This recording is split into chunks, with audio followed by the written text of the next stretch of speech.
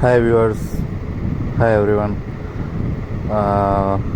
हम हैं अभी दिल्ली मेरठ एक्सप्रेसवे फ़ेज़ 4 की लेटेस्ट अपडेट के साथ। और मेरे पीछे की साइड है परतापुर और सामने की तरफ गाज़ियाबाद डासना, जहाँ तक ये फ़ेज़ 4 है। अभी जो आप देख रहे हैं ये कंक्रीट रोड, ये टोल प्लाज़ा तक सीमित है। ये 19 लेन का टोल प्लाज़ा काफ़ी हद तक आकार लेता हुआ, जैसा कि आप देख पा रहे होंगे। और कुछ कुछ जगह अभी काम चल रहा है, मतलब ये फ़ेज़ 4 अभी इन प्रोग्रेस है।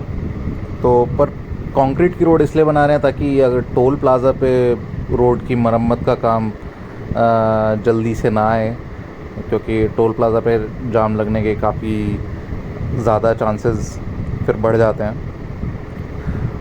तो ट्रैफिक के स्मूथ आवागमन के साथ 19 लेन का टोल प्लाज़ा पे काम पूरी तेज़ी के साथ चालू है। 19 लेन में से 11 लेन होंगी मेरठ से दिल्ली जाने के लिए, जिस रूट पे हम अभी जा रहे हैं, और 8 लेन होंगी दिल्ली से मेरठ आने के लिए। पता नहीं NHAI ने क्या सोच के किया, पर चलिए जो भी है। और ये 32 किलोमीटर का पैच है फ़ेज़ 4, जो कि मेरठ के परतापुर से स्टार्ट होता है और गाज़ियाबाद के डासना तक जाता है। करंटली कोई भी कहीं पे भी ना आप उतर सकते हैं ना कहीं से चढ़ सकते हैं। सिर्फ एक इंटरचेंज ईस्टर्न पेरिफेरल एक्सप्रेसवे पे बन रहा है, जो दिल्ली के ट्रैफिक को बाईपास करने के लिए बनाया है। 350 किलोमीटर का ईस्टर्न पेरिफेरल एक्सप्रेसवे मात्र 500 दिनों में बन करके तैयार हुआ है। मैंने उस पर भी एक वीडियो बनाई है, आप उसे भी जाके देख सकते हैं। पर अभी करंटली इस पूरे एक्सप्रेसवे पे काम रुका हुआ है। इवन NHAI के निदेशक ने हाथ खड़े किए कि ऐसी परिस्थितियों में हम काम नहीं कर सकते। अब वो क्या परिस्थिति हैं, आइए उनके बारे में बात करते हैं। किसानों ने इस एक्सप्रेसवे पे आए दिन धरना देना शुरू कर रखा है, और अभी आंदोलन उग्र रूप लेता हुआ, मतलब उग्र इन द सेंस, हाँ, धरना दे दिया, काम बंद करवा दिया। इससे ज़्यादा उग्र और क्या है। और इतनी टॉप प्रायोरिटी प्रोजेक्ट है ये देश का। सन 2005 में इसकी ये योजना बनी, पिछली सरकार के टाइम पे, पिछली सरकार के टाइम पे, बल्कि 2009 में ये PMO की टॉप 5 प्रायोरिटी प्रोजेक्ट में आया, जो देश की 5 सबसे महत्वाकांक्षी कह लें या सबसे इम्पोर्टेंट इंफ्रास्ट्रक्चर प्रोजेक्ट थे, उनमें दिल्ली मेरठ एक्सप्रेसवे एक था। पर 2014 तक ना के बराबर, मतलब DPR तक इसकी नहीं बनी। और फिर बाद में गवर्नमेंट चेंज हुई, DPR बनी सन 2015। 31 दिसंबर 2015 को इसका फाउंडेशन स्टोन लेइंग सेरेमनी हुई।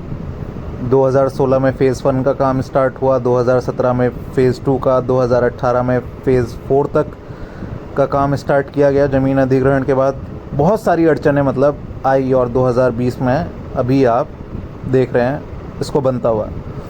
अभी ये बात मैं इसलिए मतलब हर वीडियो में अपने बताता हूँ कि योजना कब बनी और क्या, मतलब किन किन परिस्थितियों से उसे गुज़रना पड़ा। मतलब ये देश की ये कभी टॉप 5 इंफ्रास्ट्रक्चर प्रोजेक्ट वाली प्रायोरिटी से होके आज इसकी ये स्थिति है। काफ़ी फ्रस्ट्रेटिंग था ये पूरा सफ़र। खैर, देर आए दुरुस्त आए।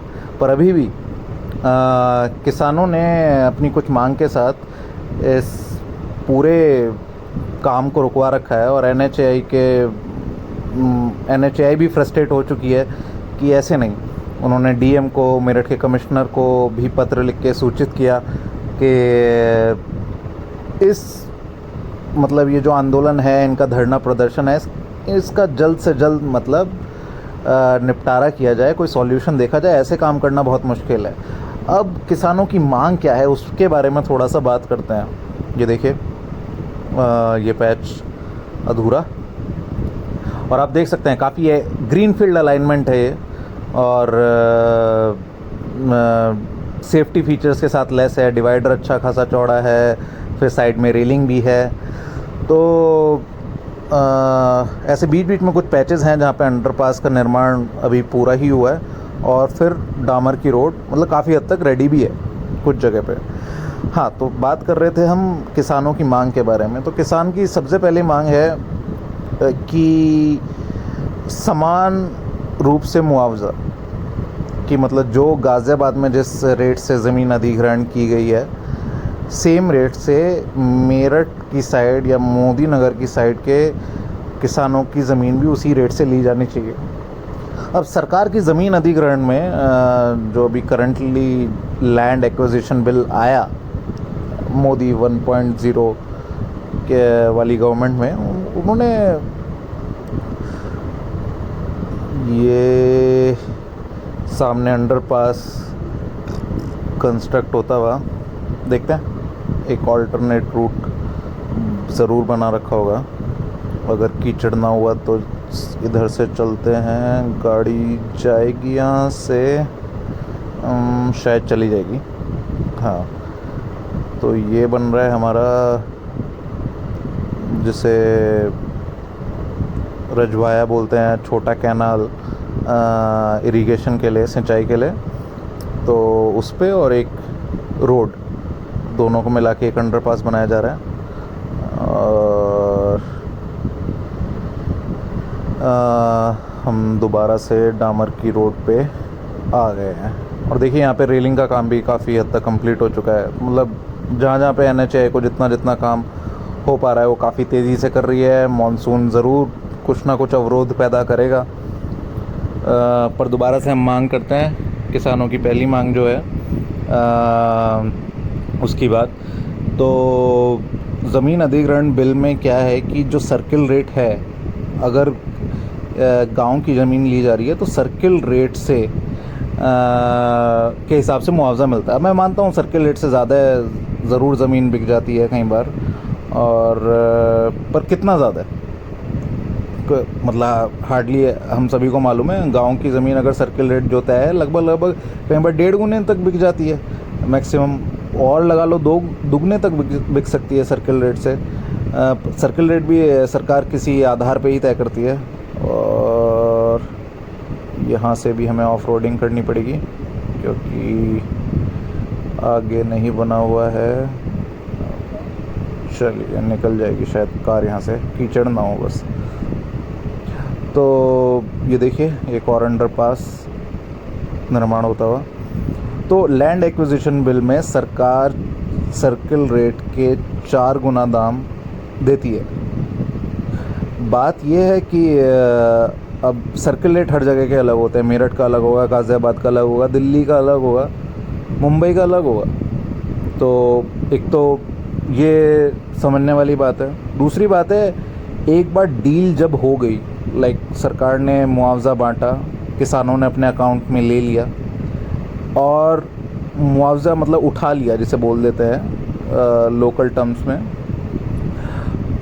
एक बार जब उसे एक्सेप्ट कर लिया, एक बार डील हो गई, आपने किसी को घर बेचा और आपने साइन कर दिए, पैसा ले लिया अपने अकाउंट में, उसके बाद ऐसे दोबारा से कहना कि नहीं हमें जो है ज़्यादा मिलना चाहिए था, तो ये तो मैं आप पे छोड़ता हूँ कि मांग कितनी जायज़ है और कितनी नाजायज़। 2 और मांगे हैं जिनमें से एक है मोदी नगर वाली जो रोड है उस पे इंटरचेंज का निर्माण, और एक है कि लोकल किसानों का टोल ना लगे। अब टोल ना लगे ये शायद आगे भी चल के डिसाइड किया जा सकता है। इसकी वजह से अभी काम रुकवाना कितना जायज़ है मुझे नहीं मालूम। आप लोग बेहतर इस चीज़ का निर्णय कर सकते हैं। तो गाइज़ आगे की वीडियो मैं अपने अगले पार्ट में कंटिन्यू करूँगा। थैंक्स फॉर वॉचिंग, और बाकी चीज़ें ही बताऊँगा किसानों की और क्या क्या मांगे हैं। Please subscribe to my channel, और सेकंड पार्ट भी इसका ज़रूर देखिए। डिस्क्रिप्शन में मैं उसका लिंक मेंशन करूँगा जब वो रिलीज़ होगा। And thanks for watching. Please subscribe to my channel and comment में मुझे बताइए कि आपको ये वीडियो कैसी लगी, और फेज़ 4 की पूरी अपडेट के लिए स्टे ट्यून।